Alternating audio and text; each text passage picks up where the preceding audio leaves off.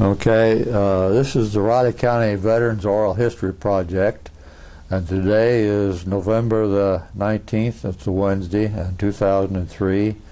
This interview is taking place at the Riley County Courthouse Plaza on 4th Street here in Manhattan, Kansas. We're interviewing World War II veteran LeRoy Johnston. He was born December the 4th in 1922, and he currently resides at 2847 Kelly Drive here in Manhattan.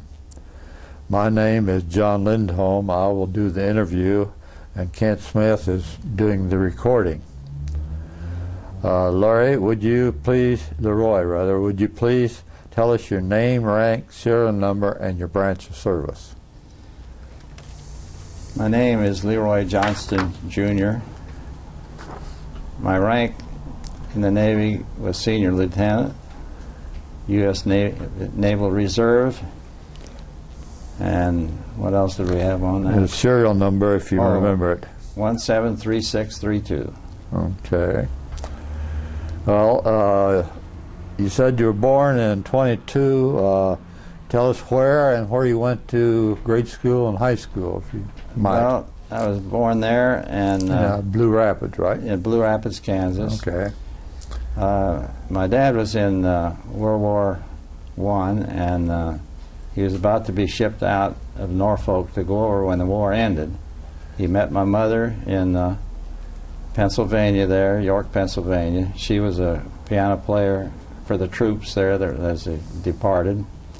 And they came back to Kansas, and that was where he was residing. He had been born in western Kansas in a sod house, and they came from people in Scotland to Illinois and then to Kansas. And my mother was a Pennsylvania Dutch group that lived in Pennsylvania, and they came over very early. And they just met and came to Kansas, and the family grew up there. And short time in Blue Rapids, then we moved to a farm between Marysville, Frankfort, and Blue Rapids, and lived there as I grew up. Mm-hmm. And we had wonderful time there and all. We had great parents, and the big tragedy in the family is when my sister, 14 years old, got leukemia and died. Mm-hmm. But the rest of the family did fine. And they went on. I went to Frankfort High School for, well, first all the kids went to a country school.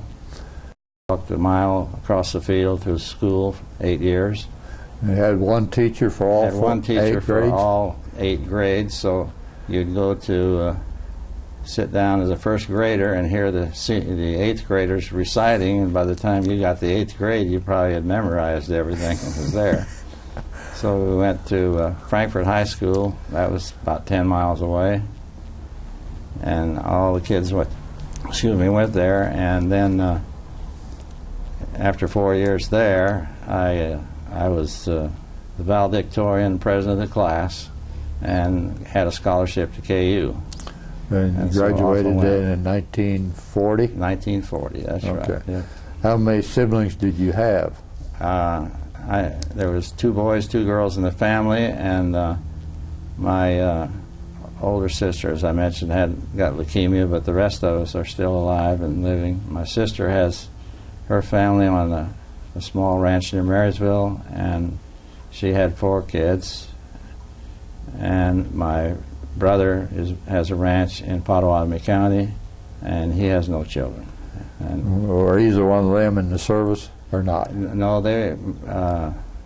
my sister was not in the service, and my brother was deferred because of the farm thing. Oh, okay. In other words. Okay. So you had the scholarship to KU starting in the fall of 40. That's right. So you enrolled in what curriculum over there? Okay, enrolled in engineering, and since I had the scholarship and I wanted to make a little extra money, I would sweep out the chemistry building from 4 in the morning to 6 and get 50 cents, 25 cents an hour. And then I joined the ROTC, which paid me a little bit of money. and you get clothes and stuff. And then the scholarship tied in with you worked in the scholarship house that you scholarship house stayed in, worked. and you'd work in it for a few hours a day as part. So you practically, with the whole package, you went to school for free. Okay. You know. And you were then probably a sophomore on December the 7th, 1941. Right. And you were in mechanical engineering at that time, That's is right. that right? Yes. Uh-huh. Okay, and so you were right there on campus when Pearl Harbor was born. Well, we were sitting there watching the radio and playing a little bridge, and the radio came on and said that Pearl Harbor was bombed. Okay. So everything in the world changed at that time. Okay. So from you stayed right there in school, and you had to, I suppose, register for the draft. Well, I never did, because right after that happened, my brother did, because he wasn't in school at that time, but they had a draft board, because then they deferred him because of the agriculture thing. See. Yeah. So when this happened, that's when the Flying Jayhawks came up, and I was in ROTC already. So I just went down and signed up right on the dot, and then there was so many other people that then you had to get in line. But, Okay. in other words, so I never had a draft board. Never went to the draft. Okay. So there were several of you then that signed up for the Navy, Right. and got into a squadron called the Flying Jayhawks. That's right. Yeah. But this was in paper only, or did you get Yeah. some flying time in? No, there's no, because we signed that, but we didn't get into anything yet, because the Navy couldn't give us our physicals and so forth, right away. There was too blocked with people ahead of us. So you stayed there in school in the just spring kept of '42. going. Yeah, and then we took our physicals, and then they finally called us later in the year. Yeah. We finished our school year. Yeah. Yeah.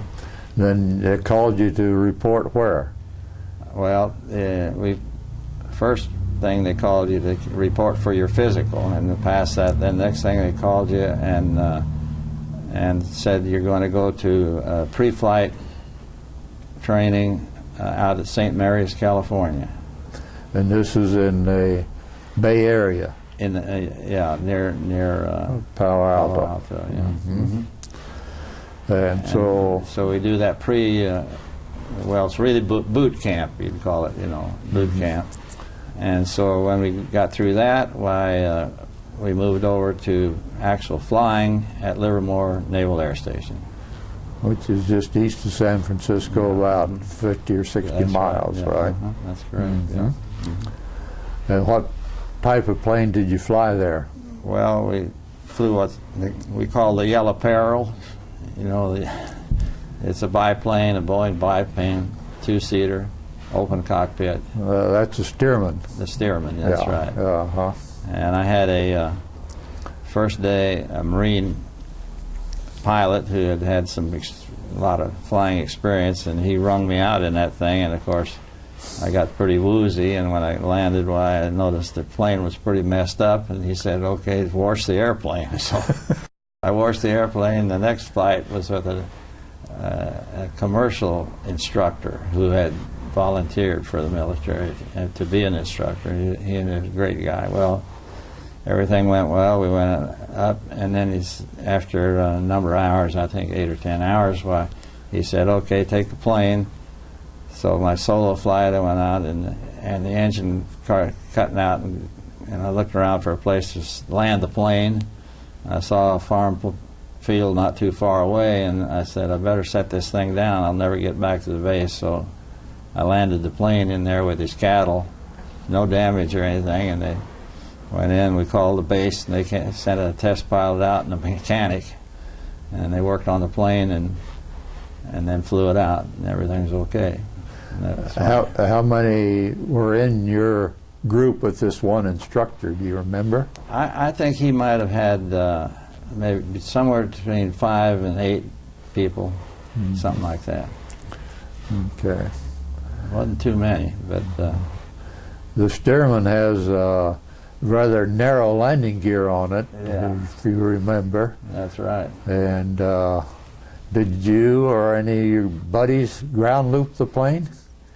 No, I never did ground loop the plane, but my buddies, plenty of my buddies did. That's right.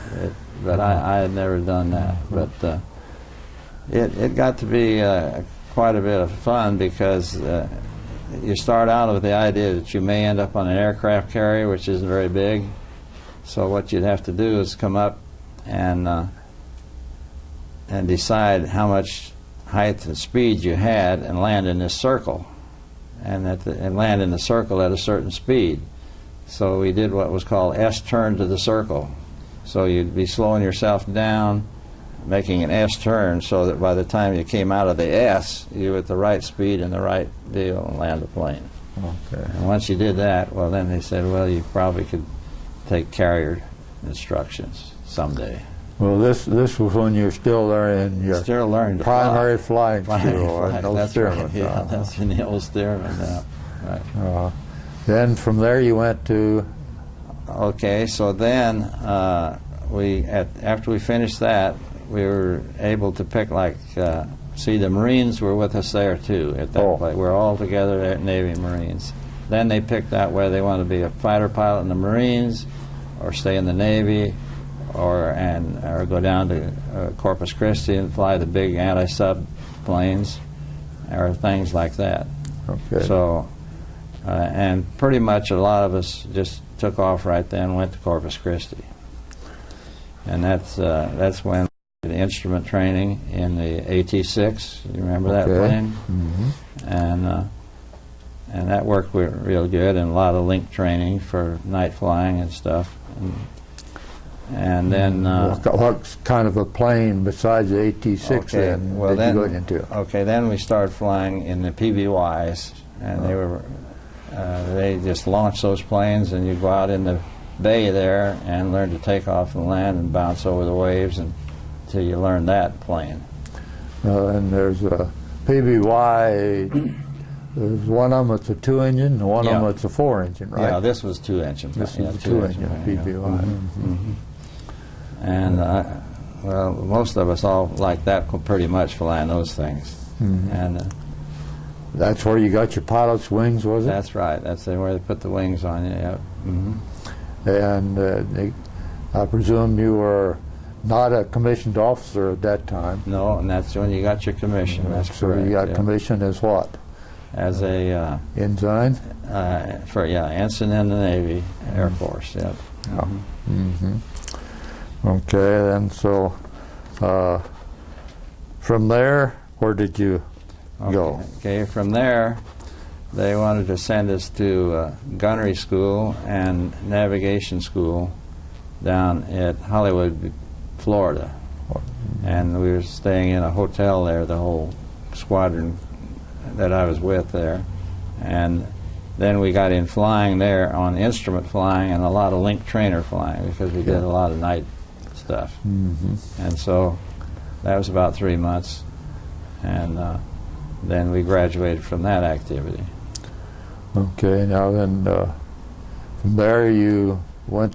Well, there went right straight to a squadron, VPV 210. Okay. And that was a squadron fighting the war at that stage. In other words, we had airplanes with bombs on them, and we were in anti-submarine warfare. And this was located where? Well, we flew. It was in Guantanamo. We took off from Guantanamo, and we fly everywhere in the area from there to Panama and over towards Trinidad, and then north of up into the South Atlantic. Okay. And these very long trips. You know, you might be out for 10, 12, 14 hours, and you had 2 crews on the plane, so one crew could sleep while the other guys flew the plane. Were you the first pilot or the co-pilot? Well, I was the co-pilot.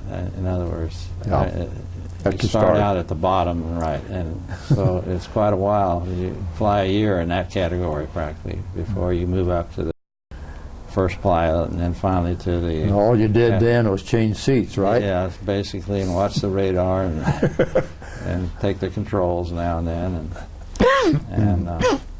and there was a lot of night takeoffs and night landings and so forth because of the time situation.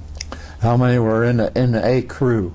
Well, usually there was about 5 to 6 made up a crew, and we had 2 crews at least, and maybe some others were in training. They might be going along, hadn't made the grade yet. Okay. So usually had anywhere from 11 to 13 people on the plane. Okay. After by the pilot and co-pilot. Yeah, you had a pilot and a co-pilot, and then a first pilot and another pilot. And a pilot, you call him pilot navigator, because he would do. But he was also, all the pilots were also navigators too. But the assignments, were depending on the training. It was completely a mixture of activity and training at all times. And so then we might have, like the younger people might have a chance, or inexperienced people might have a chance to fly, and we go out and practice them dropping miniature bombs on a moving target pulled by a PC boat. Oh. So that you'd pick the PC boat up on the radar and then swoop down and come across where the PT boat was pulling this target and drop these little bombs, and they'd make a little smoke deal, like smoke bombs, and then the guy in the tail of the plane would take a picture of what you did to see how good it was, to see if you could have sunk a sub. So we practiced that. We were either flying on active duty, or practicing all the time. So you had, who was the bombardier? The bombardier is the pilot. Oh, I mean, in effect, because we were all bombardiers, we were all pilots, we were all... So you did all three? You did all the job, all the navigators and everything. What kind of bomb sight equipment did you have? Well, what it was is on these planes we had a radar which would pick up, like, for example, the boat pulling the targets. Yeah. And so then we'd know where we were there.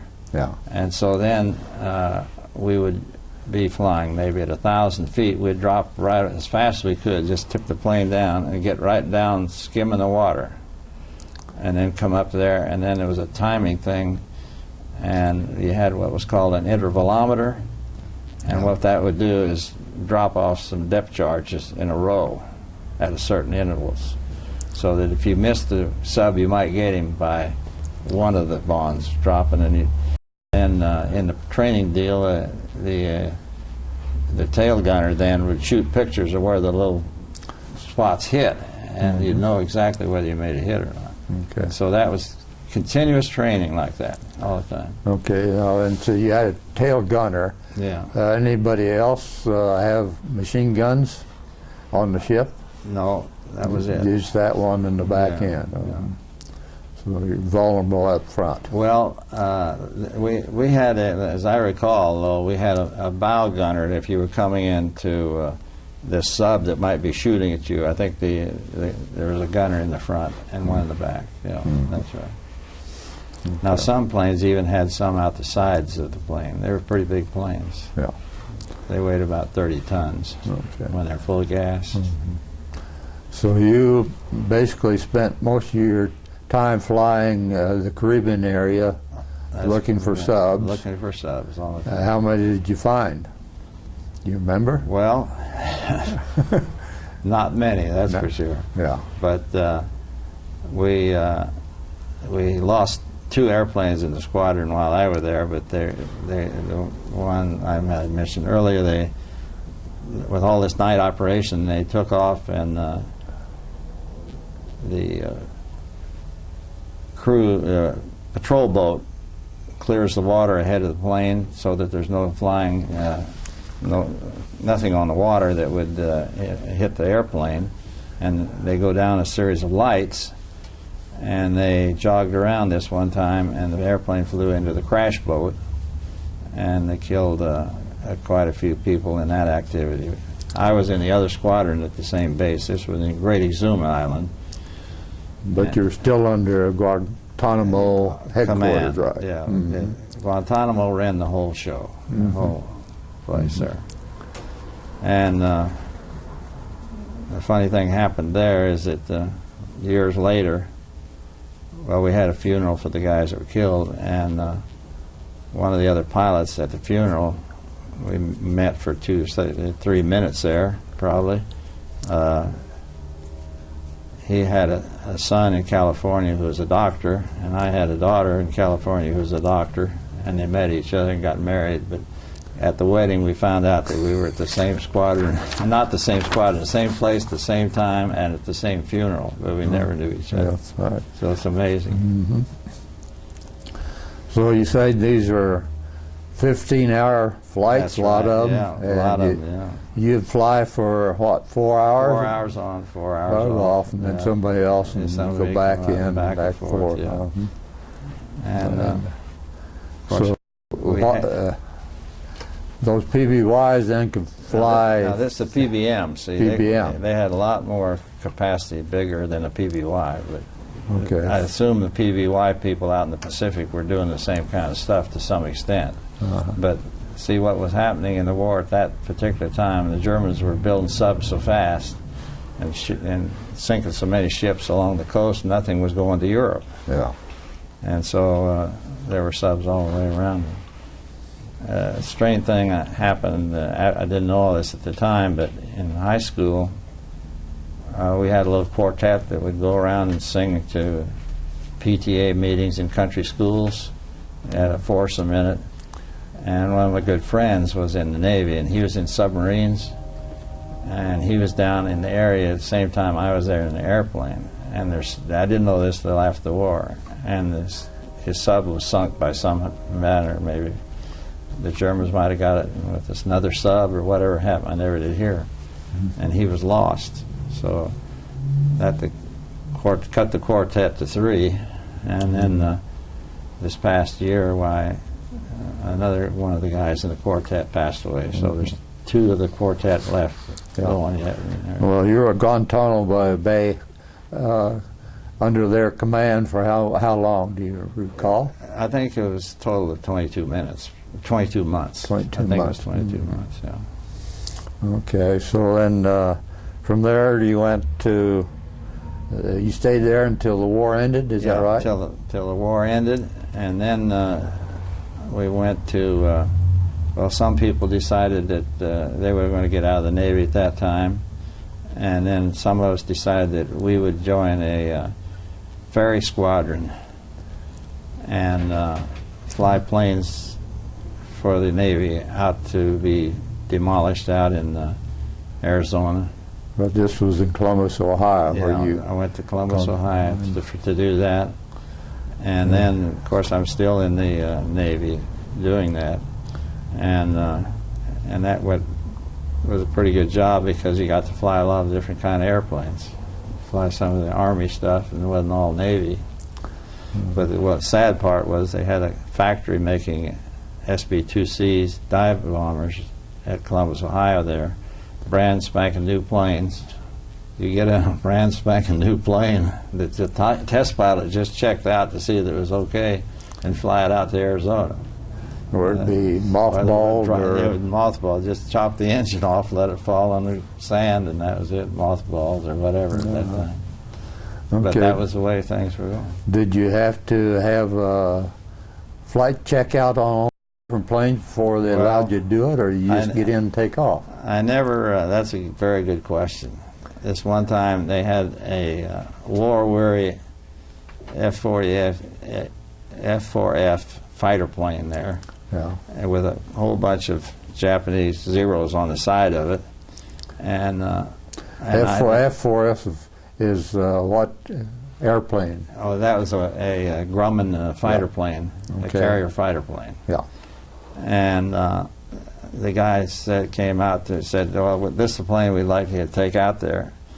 And he said, here's the manual. Take a look. You better read the manual. You never have flown this plane. And So he said, well, you know, there's a stick and there's a throttle. I said, how many hours have you had in this plane? He said, well, I've never actually flown it. That's a true story.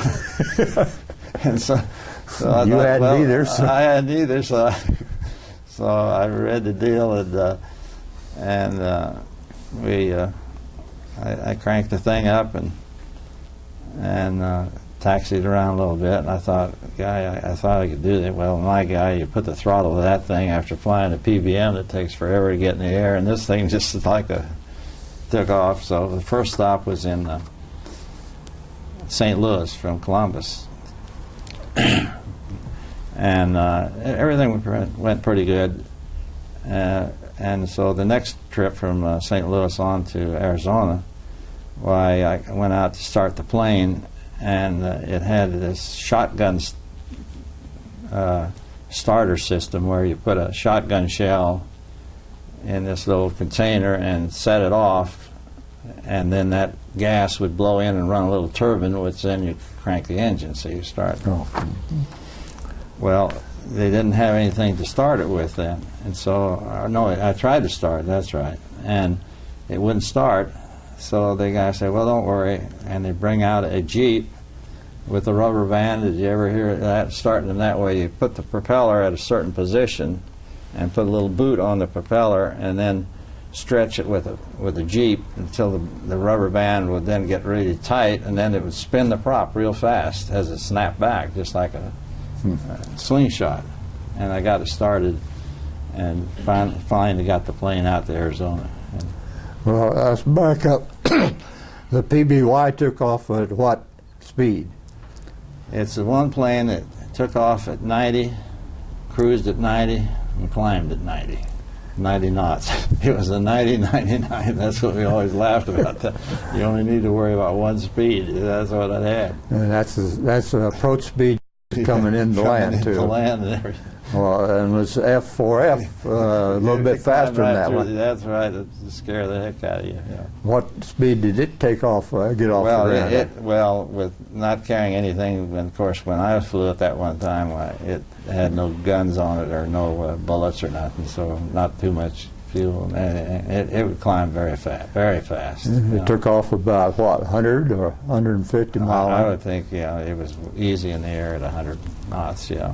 Easy, yeah. And you had to land in St. Louis about the same speed, or a little slower? Well, now, it slowed down fairly good, surprising, because, you know, it had a hook on it. It had to catch a carrier hook, so if you had the carrier moving along with air going over the carrier, maybe at 20 knots, say, then he could come in fairly slow on, you know, to catch a hook. Yeah. I never did do any landings on carriers. So. So you were at Columbus flying planes for how long? It took about 6 months doing that, getting them out of there. Yeah. But that flying, the great thing was flying at SB-2C was such a brand new spanking, you know, still smelled brand new and everything. That was an amazing plane, and it was such a sturdy plane to fly, easy to fly. Yeah. And of course, you've got no load in it, so it flew really good. And another plane I flew there was a little plane, a target plane. They converted, I don't know if you ever heard of a Culver Cadet airplane. It's a little tiny airplane, a civilian airplane that had retractable gear, and the airspeed was like a speedometer on a car. They had some of those they wanted to move out there. And I flew one of those out one time, and that was really a great deal. And then they had a Stearman plane I flew that was a spotter plane for the Army, Air Force, whoever was flying them then. Maybe you saw some of those. They were a really nice plane to fly. And they had a control on them for drooping the flaps. I mean, drooping the ailerons, so you get more flap space for landings. So you could really get them going slow. So you could crank the ailerons down and put the flaps down too, and really land slow. So from there you went to Olathe, Kansas, is that right? Yes. And that's when they you mustered out of active duty. That's right. And the thing interesting there was that my the boy in the barracks there was a German prisoner of war that could come in every day and clean up my room. So they all been doing that all over Kansas, Nebraska, and everywhere. They had prisoner of war camps, you know. Yeah. And well, this was after the war in Japan had ended, though, wasn't it? Quite a bit. See, the war ended in August in Japan. Yeah, that's true. Yeah, it was quite a while after. Yeah, quite a while after that. But they must. Well, I heard stories about some of them that didn't want to go back to Germany. You know, this might have been one of those kind of deals. Huh?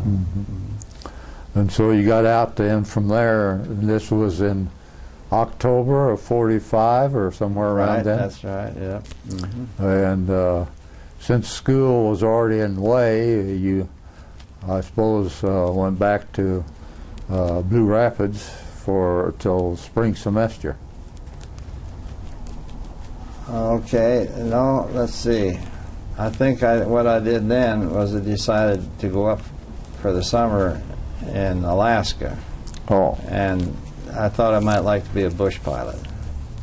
And so I tried that out a little bit up there because people come up from places and they want somebody to fly them out to see the elk maybe, and, you know, go hunting, or caribou or something like that. So this was in the summer of '46. That's right. Okay. Yep. And then I stayed there and went a year to the University of Alaska at Fairbanks. Oh. There, one of the interesting things was that if you were like a military guy and going to school up there, you were automatically a member of the Fairbanks Country Club. So if you wanted to go out for a little party, New Year's Eve or something, you went out there, and they had a big plaque on the wall. Everybody that was there, when it's 60 degrees below zero, could sign their name on the wall, on this wall. So my name's on the wall. I was there. It was too cold for you, and you came back to Lawrence, huh? I got too cold. I came home. That's right. Exactly right.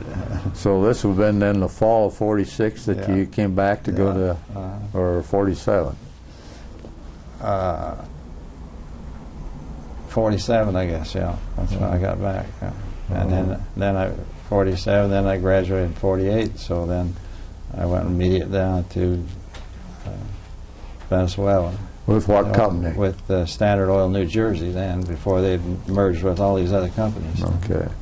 So you're hired out mechanical engineering into the petroleum industry. That's right. And so they were building this refinery there, and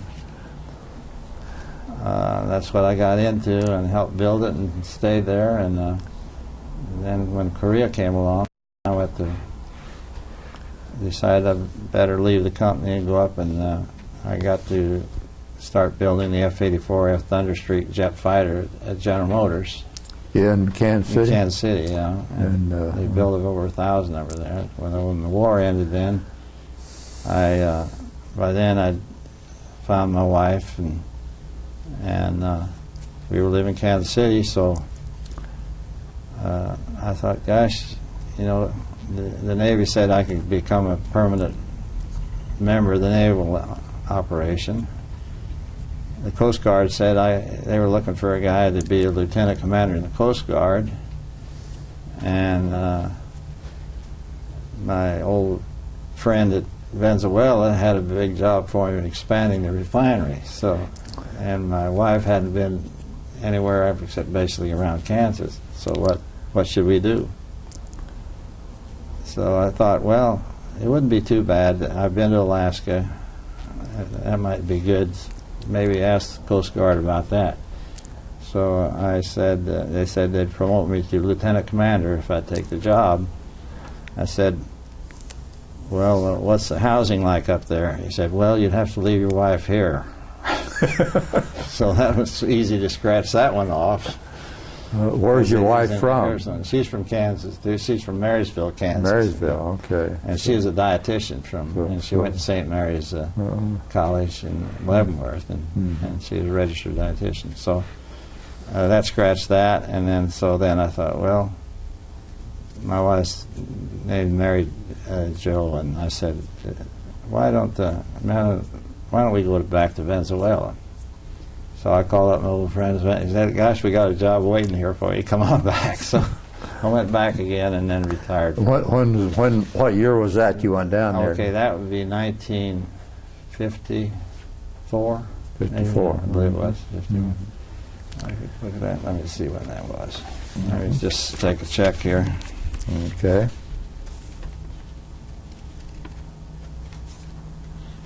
$1953. I left General Motors and went to Creole, back to Venezuela, Exxon.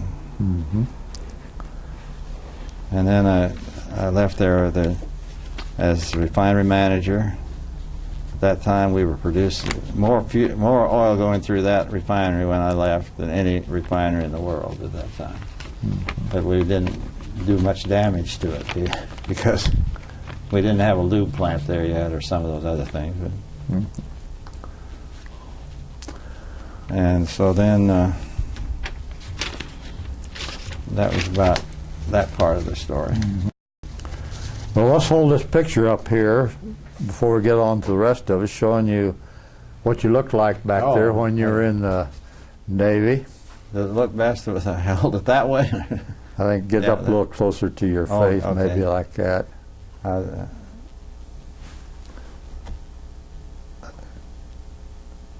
Click.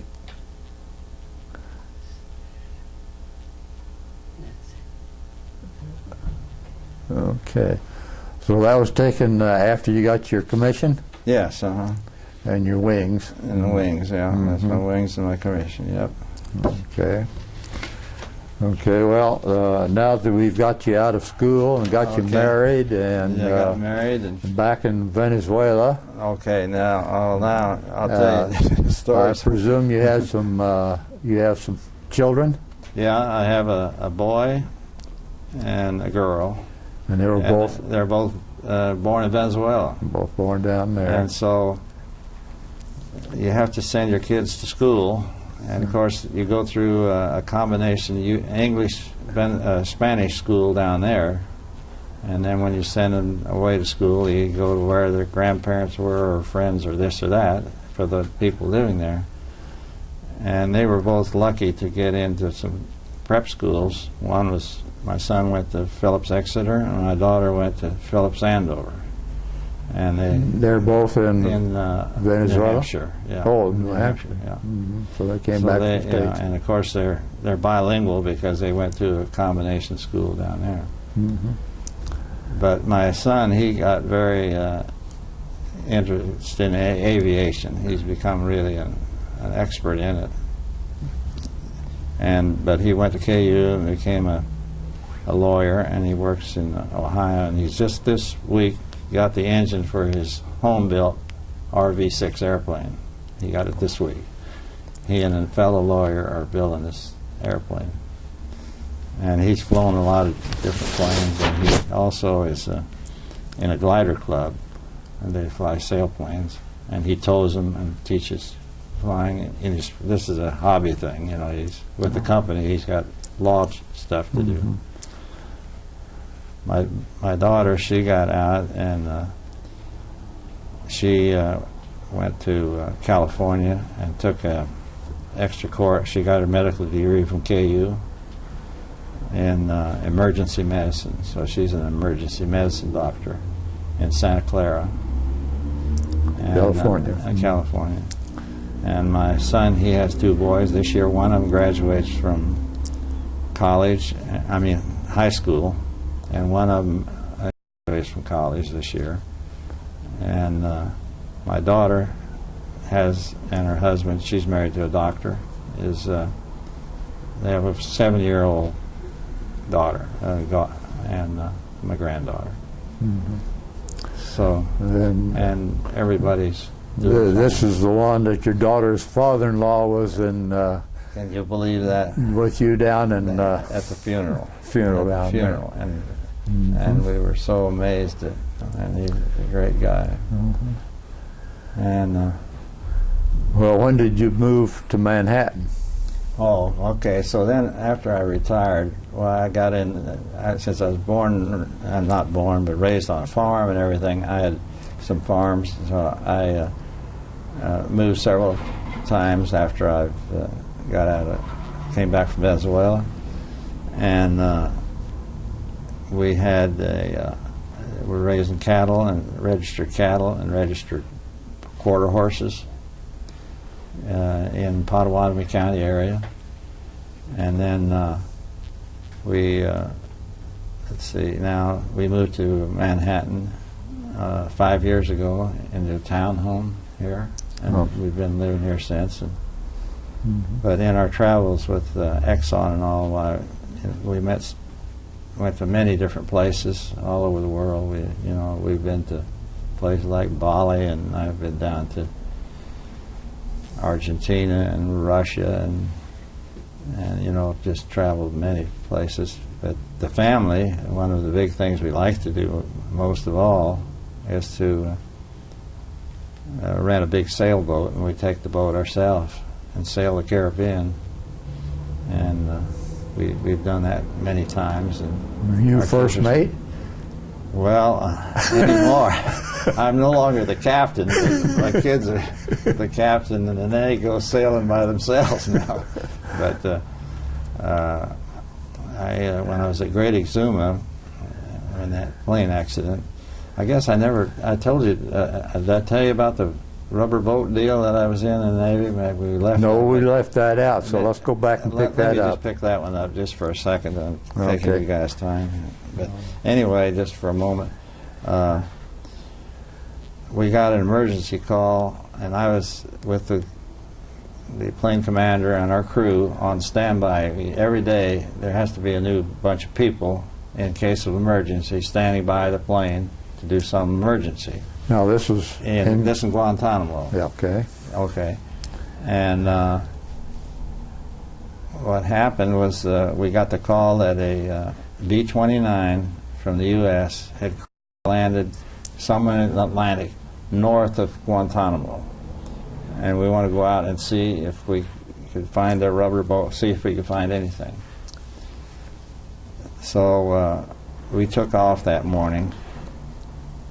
Well, it was dark. We took off in the dark. And flying north, the plane commander noticed that the cowling was coming loose on the port engine and it's starting to flap. Well, these planes have two rudders that line up with two engines, so if that cowling came off, we were doomed, because it would probably, knock the tail off.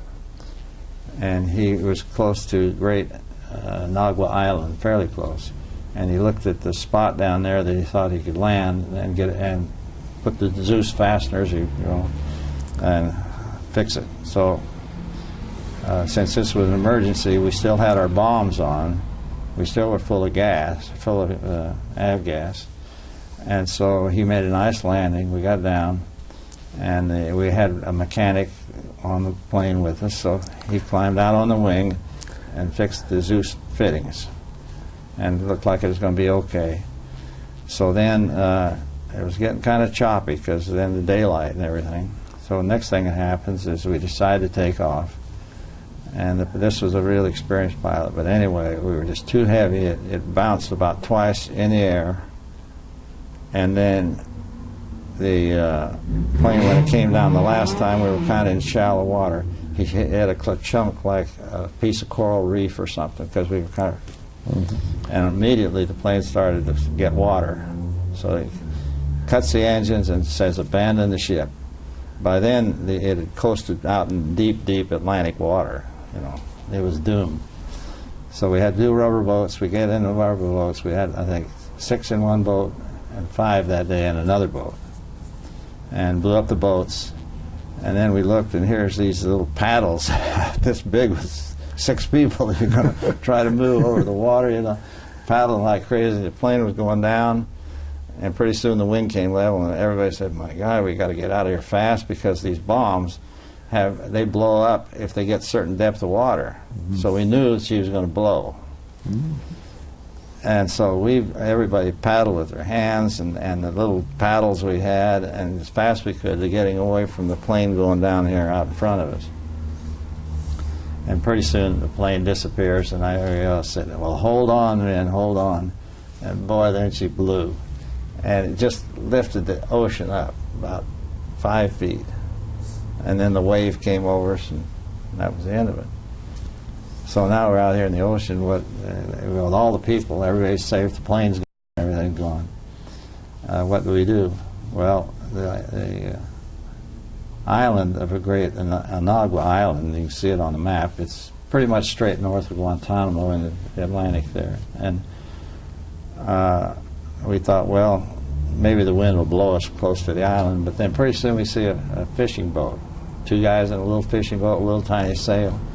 He sailed over to where we were, and the commander of the flight, he said, well, LeRoy, you and the other first pilot, you take the boat and paddle to shore. We could see how far it was, maybe a mile or 2.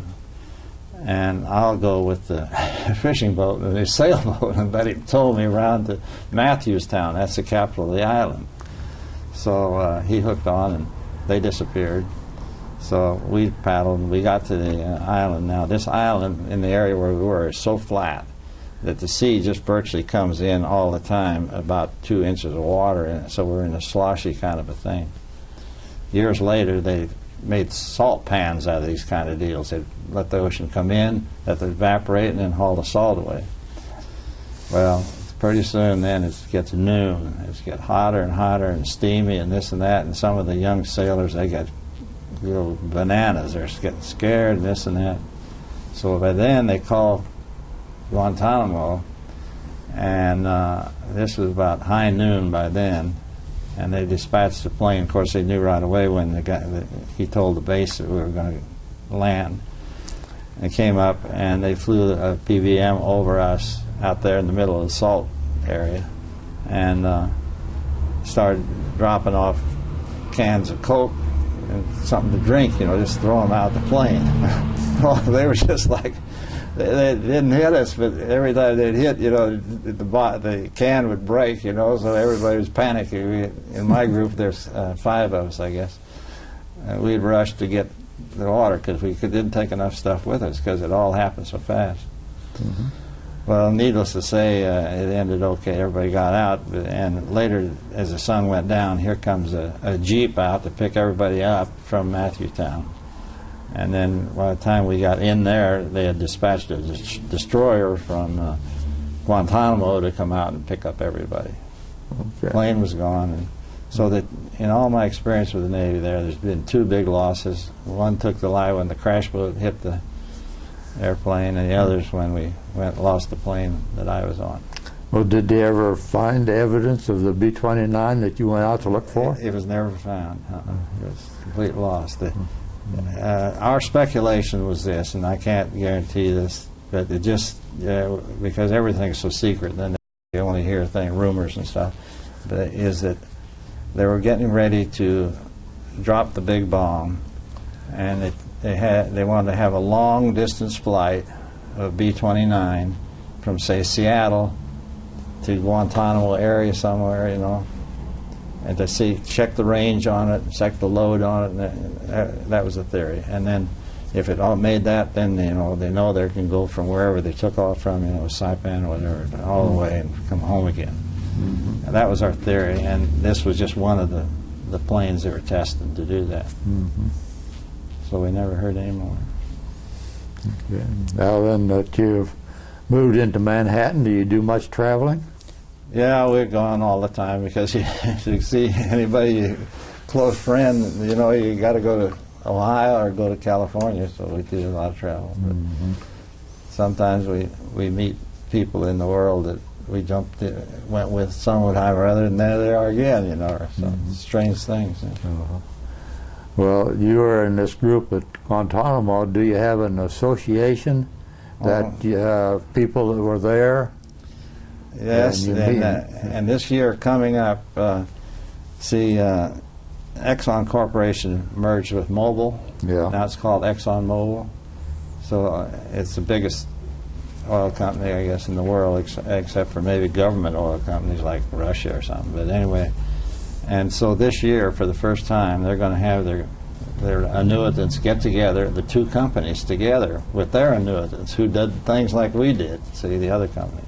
And so the plan is at Dallas everybody meets down there, I think, the end of May this year. So all the guys come get together and talk the old stories and stuff. So,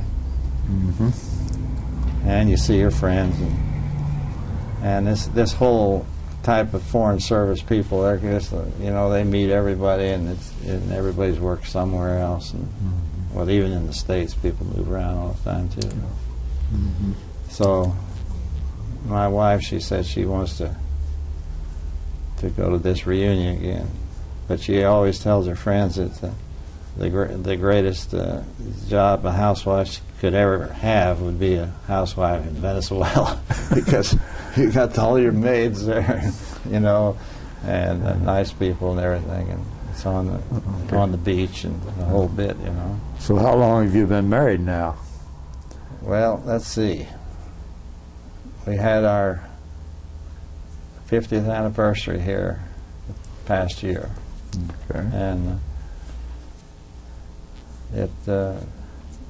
we just had just looking back, the greatest thing was I picked out the great parents I had, and great brothers and sisters, and a great wife, and her family, and all the families, and everybody gets along good. And, well, can you recite some specific instance that the service influenced your life from then on quite a bit, or not?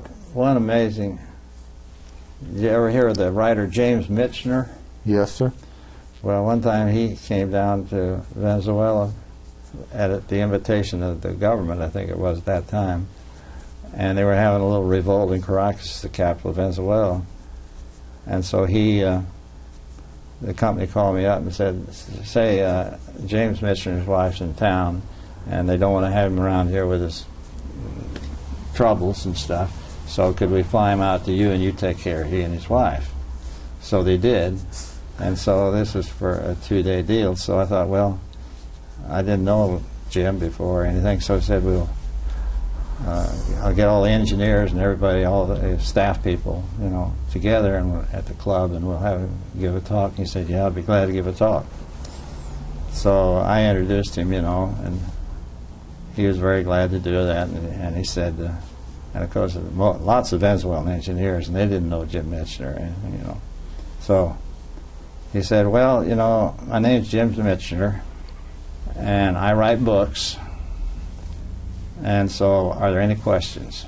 That's a true story. He said, are there any questions?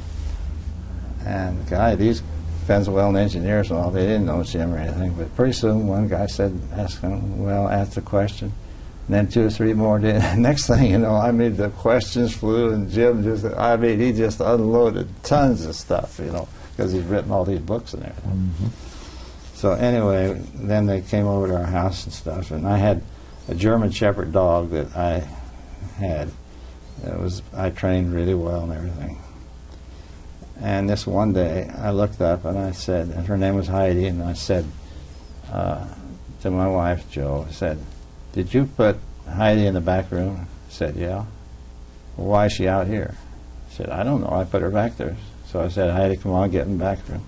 So I put her back there, shut the door.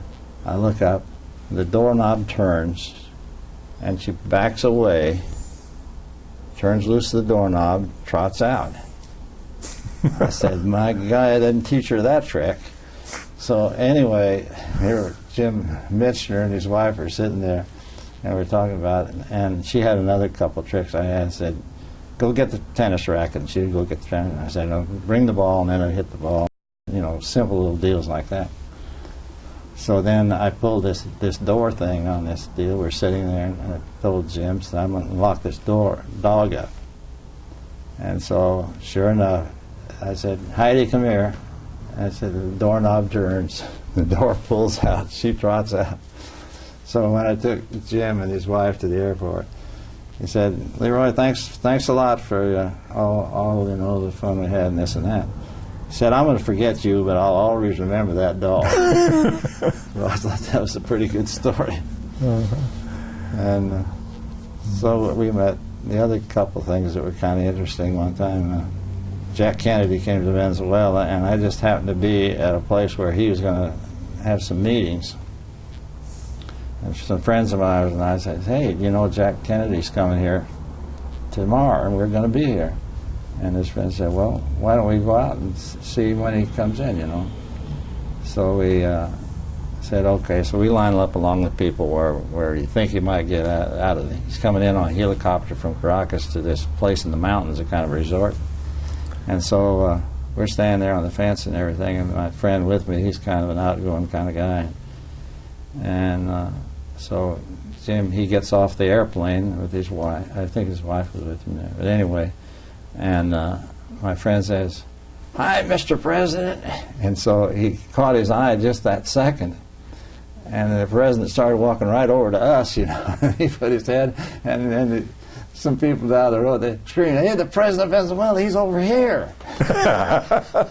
So he ran in and got him, and here we about had a deal like that. So, and I guess the only other president I ever personally seen was, let's see, who was it?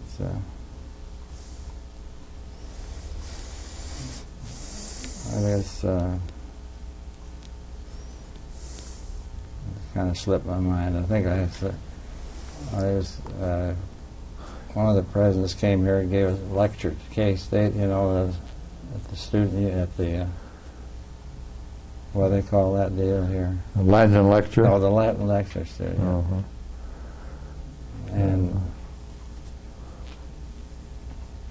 I guess we saw him before he got to be president. George Bush, he came before he was president, Yeah, I think. Wasn't that right? He was just the vice president. Maybe you saw him then, too. Yeah. Yeah, it was George Bush. Yeah. So I saw him, too. But yeah, so I don't think we had any other presidents here when they were in office come here and give Probably a lecture. not, yeah.